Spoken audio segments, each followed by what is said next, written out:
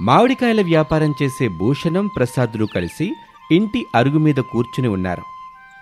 ఏం ప్రసాదు, నీకున్న 2 మామిడి చెట్లకి పంట బాగా వచ్చిందంట? ఊరి వాళ్ళ మాటలకి అడ్డెక్కడుంది చెప్పండి. ఎన్నైనా చెప్తారు. బావుంటే ఆహో ఓహో అంటారు, బాగోలేకపోతే చీచీ అంటూ మొహం తిప్పుకుంటూ వెళ్ళిపోతారు. ఊరి వాళ్ళన్న మాట కాదులే ప్రసాదు, నేనే మొన్న మామిడికాయల కోసం నీ పొలం దగ్గరకు వచ్చాను. అప్పుడు నువ్వు లేవు. శారద, అనామిక, రమేషు వీళ్ళు ముగ్గురే ఉన్నారు. అప్పుడు నేను నీ చెట్ల కాయలు చూశానులే, బాగానే ఉన్నట్టు అనిపించింది. చూసే కంటే కట్టాగే అనిపిస్తుంది బాబు. తీరా చెట్టు నుంచి మామిడికాయలు కోస్తే చేతికొచ్చే పంట ఎంత తక్కువ వచ్చిందా అని బాధపడాల్సిన పరిస్థితి. లేదు లేదు ప్రసాదు, నాకు మాత్రం కిందటేడాది కంటే ఈ ఏడాది ఎక్కువ వచ్చేలాగా అనిపిస్తుంది నీ మామిడి పంట. బాగా అంటూ ఏమీ లేదండి, అన్నీ మామిడి చెట్లు కాసినట్టుగానే మా దగ్గరున్న 2 మామిడి చెట్లు కాశాయి. కాకపోతే 1-2 కాయలు ఎక్కువ ఉండొచ్చేమో భూషణం గారు అని అంటూ ఉండగా కోడలు అనామిక వేడివేడిగా ఉన్న టీ కప్పుల్ని ఒక ట్రేలో తీసుకొని వాళ్ళ దగ్గరికి వచ్చింది. భూషణం గారు, టీ తీసుకోండి. మంచినీళ్ళు కావాలా? కూల్ వాటర్ ఉంటే తీసుకో తల్లి. కూల్ అంటే మా ఇంట్లో కుండ నీళ్ళుంటాయి బాబు, వాటిని తీసుకురమ్మంటే తీసుకొస్తాను. ఆ నీళ్ళని తీసుకురమ్మంటారా? ఏం ప్రసాదు, ఇంట్లో ఫ్రిడ్జ్ కొనలేదా?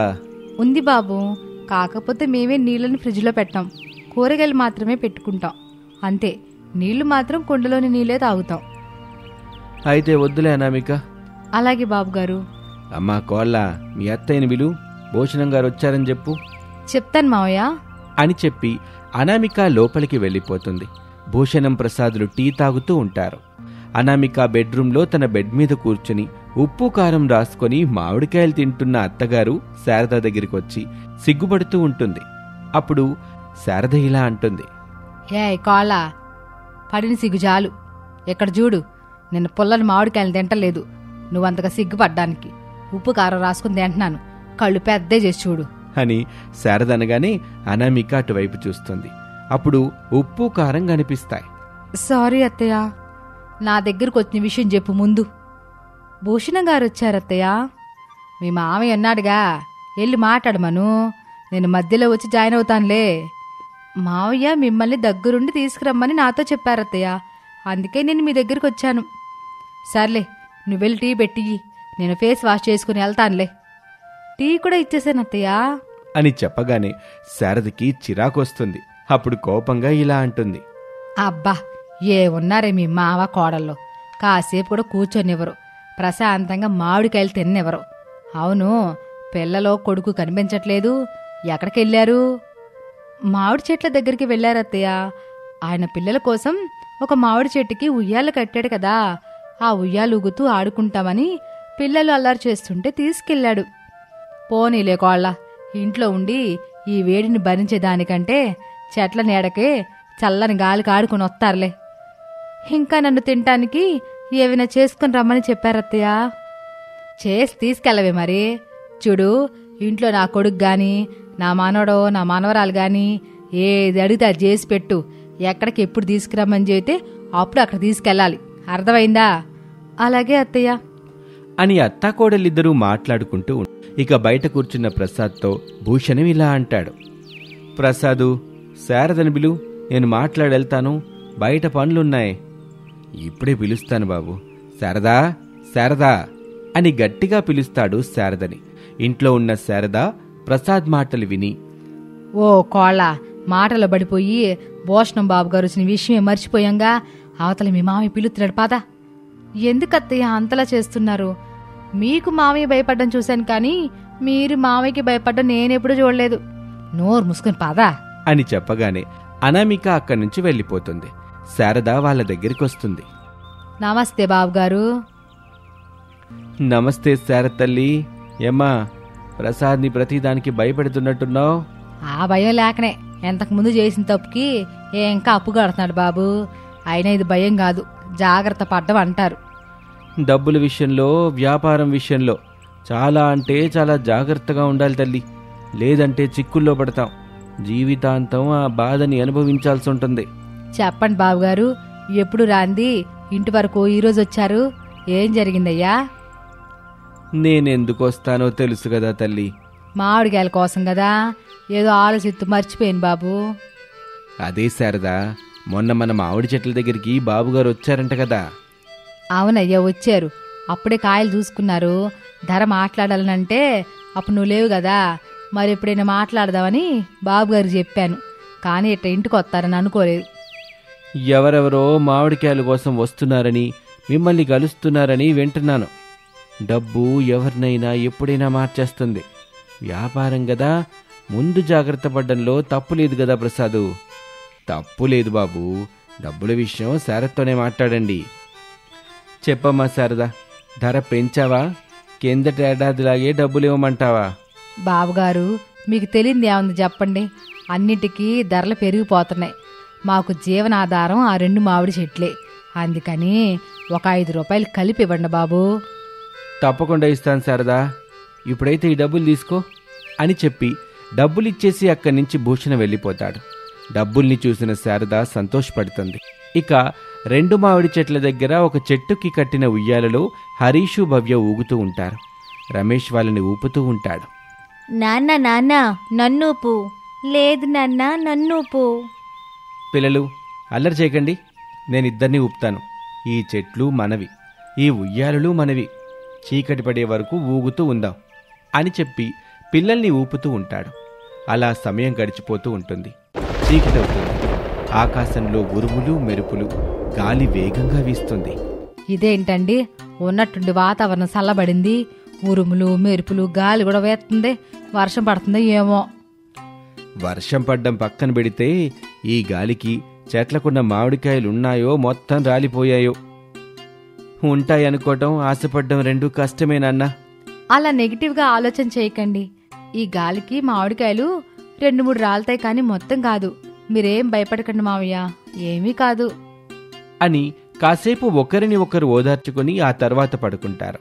ఇక మరుసటి రోజున అత్తాకోడళ్ళు, తండ్రి కొడుకులు, పిల్లలు అందరూ మామిడి చెట్ల దగ్గరికి వస్తారు. చాలా మామిడికాయలు రాలిపోయి ఉంటాయి. చూడగానే అందరికీ ఏడుపొచ్చేస్తుంది. కన్నీళ్లు పెడుతూ బాధపడుతూ ఉండగా భూషణం ట్రక్ తీసుకుని ఆ చెట్ల దగ్గరికి వచ్చాడు. బాధపడకండి ప్రసాదు, ఏం జరిగినా మన మంచికేనని అనుకోవాలి. మిగిలిన మామిడికాయల్ని నేను కోసుకెళ్తానులే. కింద పడిన కాయలకి కూడా ఎంతో కొంత ధర కట్టించి తీసుకెళ్ళండి బాబు. వాటిని నువ్వు నాకు ఉచితంగా ఇచ్చినా నేను తీసుకెళ్ళనులే ప్రసాదు. రాలిన కాయలతో నాకు సంబంధం లేదు, కానీ చెట్టు మీదున్న కాయల్ని మాత్రం కోసుకెళ్తాను. సరే బాబు అని శారద చెప్పగానే భూషణం తన మనిషి మల్లేష్తో కలిసి మామిడికాయల్ని కోసుకొని ట్రక్కులో తీసుకుని వెళ్ళిపోతాడు. ఈ కింద పడిన మామిడికాయల్ని ఏం చేద్దాం శారదా? మావయ్య, మనసుంటే మార్గం ఉంటుంది. ఈ కింద పడిన కాయల్ని మంచిగా కడిగి ఆ ముక్కలుగా కట్ చేసి ఉప్పు కారం పెట్టి అమ్ముకోవచ్చు. అవును కోళ్ళ, నీకు బాగా గుర్తుంది కదా. మరి ఆలస్యం చేయకుండా రేపటి నుంచి ఇద్దరం ఆ పని మీద ఉందాం. అలాగే అత్తయ్య, ఇప్పుడు కింద పడిన మామిడికాయల్ని ఒక సంచిలో వేసుకుని ఇంటికి వెళ్ళిపోదాం అని అనామిక చెప్పగానే అందుకు అందరూ ఒప్పుకుంటారు. తండ్రి కొడుకులు రాలిన మామిడికాయల మూటల్ని ఎత్తుకొని ఇంటివైపు నడుస్తూ ఉంటారు. అత్తాకోడళ్ళు పిల్లల్ని తీసుకుని వెళ్తూ ఉంటారు. మరుసటి రోజు నుంచి అత్తాకోడళ్ళు రోడ్డు మీద నలుగురు తిరిగే చోటు చూసుకొని తోపుడు బండి మీద కొన్ని కట్ చేసిన మామిడికాయల ముక్కల్ని, కొన్ని మామిడికాయల్ని పెట్టుకుని అమ్ముతూ ఉంటారు. రండి రండి, దయచేయండి. ఉప్పు కారం కలిపిన మామిడికాయ ముక్కలు వారెవ్వా అనేలా రుచితో మిమ్మల్ని అలరిస్తాయి. ఒక్కొక్క మామిడికాయ ముక్క పిల్లలకైతే 5 రూపాయలు మాత్రమే, పెద్దలకైతే 10 రూపాయలు మాత్రమే అని అనామిక అమ్ముతూ ఉంటుంది. మామిడికాయలంటే అసలు ఇష్టపడని వాళ్ళెవరుంటారు? అందుకనే అందులోనూ ఉప్పు కారం కలిపిన మామిడికాయ ముక్కలంటే చాలా మందికి ఎంతో ఇష్టం. అలా ఇష్టమున్న వాళ్ళంతా అత్తాకోడళ్ళ దగ్గర మామిడికాయల ముక్కలు కొని తింటూ ఉంటారు. అలా అత్తాకోడళ్ళ వ్యాపారం 3 పువ్వులు 6 కాయలుగా సాగిపోతూ ఈ అత్తాకోడళ్ళిద్దరూ మంచి వ్యాపారవేత్తలుగా మారతారు. వీరి వ్యాపారం కూడా ప్రజలందరినీ ఆకట్టుకుంటుంది. ఇది వాళ్ళటి కథ. మరొక ఆసక్తికర కథలో మళ్ళీ కలుద్దాం. అంతవరకు సెలవు, నమస్తే. ఒక ఊళ్ళో ధర్మయ్య, అనామిక అనే పేద తండ్రి కూతుర్లు ఉండేవాళ్ళు. ధర్మయ్య రోడ్లూడుస్తూ అలా వచ్చిన డబ్బులతో కూతురు అనామికాని చదివిస్తూ పెళ్లి చెయ్యాలని అనుకుంటాడు. ఒక రోజున ధర్మయ్య రోడ్లూడుస్తూ ఉండగా అనామిక లంచ్ బాక్స్ తీసుకుని వచ్చింది. ఏంటమ్మా ఇది? ఎంత ఎండలో నువ్వు బయటికెందుకు వచ్చావు? నీకు కాలేజోళ్ళు సెలవిచ్చింది ఇంటి దగ్గరుండి చదువుకోవడానికి. ఈ ఎండలో నాకు అన్నం డబ్బా తీసుకెళ్ళడానికి కాదు, ఈ రోడ్ల దుమ్ము ధూళిని పీల్చుకోమనిగా తల్లి. అబ్బా, అప్పుడప్పుడు తీసుకొస్తే ఏం కాదులే నాన్న. పద, అన్నం తిందుగాని. ఇంకా టైం కాలేదు తల్లి, నేను తింటానులే, నువ్వింటికెళ్ళు. అసలే ఈ ఎండ దంచి కొడుతుంది. ఈ ఎండకి నువ్వు నల్లబడతావు తల్లి. అప్పుడు పెళ్లి కొడుకుల్ని ఎతకడం మరింత కష్టం అవుతుంది. ఇప్పుడు మాత్రం నేను అతిలోక సుందర్నా? నన్ను చేసుకోవడానికి పెద్ద క్యూ ఉందని అనుకుంటున్నావే నాన్నా? నీకేం తక్కువ తల్లి, కల్తీ లేని స్వచ్ఛమైన బంగారానివి నువ్వు. అందుకేనా ఎండలో కరిగిపోతానని ఇంటికెళ్ళు ఇంటికెళ్ళు అని వచ్చినప్పటి నుంచి అంటూనే ఉన్నావు? ఇంక నువ్వు మాట్లాడించాలి గాని ఇంటికెళ్ళు, బుద్ధిగా చదువుకో అమ్మా. లేదులే నాన్న, టీవీలో సినిమా పెట్టుకొని చూస్తాను. మనం వేసవి కాలంలో ఉన్నాం తల్లి. కరెంటు కష్టాలు, నీళ్ల కష్టాలు నాకు తెలుసు అని ధర్మయ్య అంటూ ఉండగా వాళ్లకు కొద్ది దూరంలో సైదులు అనే అతను రోడ్డు మీద బొమ్మలు పెట్టుకుని అమ్ముతూ ఉంటాడు. బొమ్మలమ్మా బొమ్మలు, అందుబాటు ధరల్లో ఉన్న అందమైన బొమ్మలు, రండి బాబు రండి, రావాలమ్మా రావాలి, బొమ్మలమ్మా బొమ్మలు, అందమైన బొమ్మలు అని అమ్ముతూ ఉంటాడు. బొమ్మలు అనగానే చిన్నపిల్లలాగా అనామిక పరుగున ఆ బొమ్మల దగ్గరికి వచ్చింది. అక్కడున్న అన్ని రకాల బొమ్మల్ని సంతోషంగా మురిపెంగా చూస్తూ ఉంటుంది. అనామికకి అన్ని బొమ్మలు నచ్చుతాయి. తన దగ్గరికి ధర్మయ్య వచ్చాడు. నాన్న నాన్న, నాకొక బొమ్మను కొనివ్వవు? బాబూ, ఆ బొమ్మ ఎంత? 500 బాబూ. 500? వామ్మో, వద్దులే బాబు. మీరే బోనియండి, పోనీలే 400 చేసుకొనివ్వు. నీకు నాకు గొడవెందుకు చెప్పు? అంత కూడా నా దగ్గర లేవులే బాబు. అబ్బా నాన్న, బొమ్మ తీసుకో. పోని, నీ దగ్గర ఎంతుందో చెప్పు పెద్దయ్యా, అప్పుడు ఈ బొమ్మ వస్తుందో లేదో నేను చెప్తాను నీకు. నా దగ్గర 100 రూపాయలు ఉన్నాయి బాబు, 100 రూపాయలకి ఇస్తావా?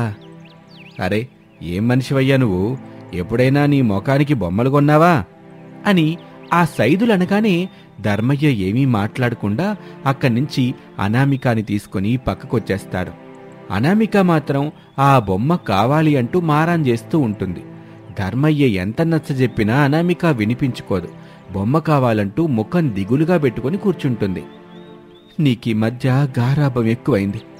ఏడు, నా దగ్గర డబ్బులు, నీ పెళ్ళి ఎట్టా చెయ్యాలని నేను ఆరాటపడతంటే నీకు బొమ్మలు కావాలా అని కోపంగా ధర్మయ్య అక్కడి నుంచి వెళ్ళిపోయి రోడ్డు ఊడుస్తూ ఉంటాడు. అనామిక బాధగా అలా నిలబడి ధర్మయ్య వైపే చూస్తూ ఉంటుంది. అప్పుడే రమేష్ ఆ బొమ్మను తీసుకుని అనామిక దగ్గరికి వచ్చాడు. తీసుకోండి, ఈ బొమ్మ మీకే అని చెప్పగానే అనామిక రమేష్ని చూస్తుంది. నేను చాలాసేపటి నుంచి మిమ్మల్ని చూస్తున్నాను. బొమ్మ కోసం మీ నాన్నగారితో గొడవపడ్డాం, మారం చేయటం. భలే ముద్దుగా ఉన్నారు తెలుసా? ఆ మారం కోసమైనా మీకు ఈ బొమ్మని కొనివ్వాలనిపించింది, అందుకే కాదనకుండా తీసుకోండి అని రమేష్ అనగానే అనామిక మనసులో ఏదో తెలియని అలజడి, గుండె వేగంగా కొట్టుకోవటం మొదలుపెట్టింది. అప్పుడు తనలో తను ఇలా అనుకుంటుంది. ఓలమ్మో, ఇదేమిటి? ఈ అబ్బాయిని చూడగానే నా గుండె ఇలా కొట్టుకుంటుంది. ఇక్కడ ఉండడం అంత మంచిది కాదు, వెంటనే వెళ్ళిపోవాలి అని అనుకొని అనామిక అక్కడి నుంచి పరుగు తీస్తుంది. అది చూసిన రమేష్ నవ్వుకుంటాడు. ఇక ఆ బొమ్మ పట్టుకొని ధర్మయ్య దగ్గరికొచ్చాడు. ఎవరు బాబు తమరు? నమస్తే అండి, నా పేరు రమేష్. నేనొక ప్రైవేట్ కంపెనీలో జాబ్ చేస్తున్నాను. నాకు 30,000 రూపాయల వరకు జీతం వస్తుంది. సొంత ఇల్లుంది, అమ్మా నాన్న ఉన్నారు. నేనొక్కనే కొడుకుని, వెనక ముందు ఎవ్వరూ లేరు. అది సరే బాబు, నాకిదంతా ఎందుకు చెప్తున్నావు? నాకు మీ అమ్మాయి నచ్చిందండి, మీకు నచ్చితే నేను తనని పెళ్లి చేసుకుంటాను అని చెప్పగానే ధర్మయ్య చాలా సంతోషించాడు. బాబూ, నిజంగా పెళ్లి చేసుకుంటారా బాబూ? అవునంకుల్, నిజంగా చేసుకుంటాను. నాకు మీ అమ్మాయి బాగా నచ్చింది.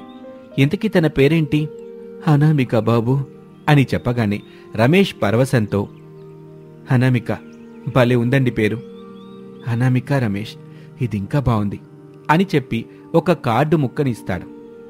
అంకుల్, ఇంటికెళ్ళి అనామికని అడగండి. నేను నచ్చాను అని తను చెప్తే నాకు ఫోన్ చేయండి. అమ్మా నాన్నని తీసుకుని మీ ఇంటికి వస్తాను. అన్ని విషయాలు మాట్లాడుకుందాం. ఈ బొమ్మని మాత్రం అనామికకి ఇవ్వండి అని చెప్పి తన చేతిలో ఉన్న బొమ్మని ధర్మయ్యకిచ్చి అక్కడి నుంచి రమేష్ పక్కకొచ్చేస్తాడు. తన తల్లి శారదకు వెంటనే ఫోన్ చేస్తాడు. ఇంటి దగ్గర అరుగు మీద కూర్చున్న శారద ఫోన్లో కొడుకుతో మాట్లాడుతూ ఉంటుంది. అమ్మా, ఉన్నపలంగా పంతులు గారికి ఫోన్ చేసి మన ఇంటికి రమ్మని చెప్పు. ఏం బాబూ, ఎవరికైనా తెలిసిన వాళ్ళకి ముహూర్తం ఏమైనా పెట్టించాలా? నేను ఇంటికొచ్చాక నీకు వివరంగా చెప్తానమ్మా. ముందైతే పంతులు గారిని మన ఇంటికి రమ్మని చెప్పు. ఎంత ఎండలో రమ్మని చెబితే ఏం వస్తాడో ఏమో. నా పెళ్లి ముహూర్తం పెట్టాలని చెప్పమ్మా, ఆయనే పరిగెత్తుకుంటూ వస్తాడు. నిజమా బాబూ?